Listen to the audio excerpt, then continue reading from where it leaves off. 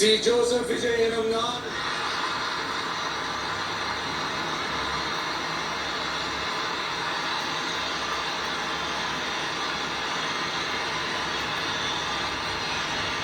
சட்டப்படி அமைக்கப்பெற்ற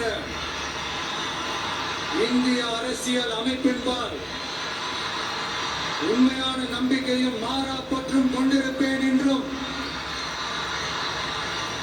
இந்திய நாட்டின் ஒப்பில்லாத முழு முதல் ஆட்சியையும் ஒருமையையும் நிலைநிறுத்துவேன் என்றும் தமிழ்நாட்டு அரசின் முதலமைச்சராக உண்மையாகவும் உளச்சான்றின்படியும்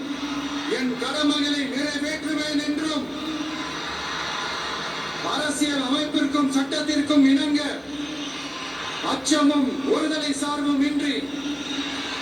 விருப்பு வெறுப்பை விலக்கி பலதரப்பட்ட மக்கள் அனைவருக்கும் நேர்மையானதை செய்வேன் என்றும்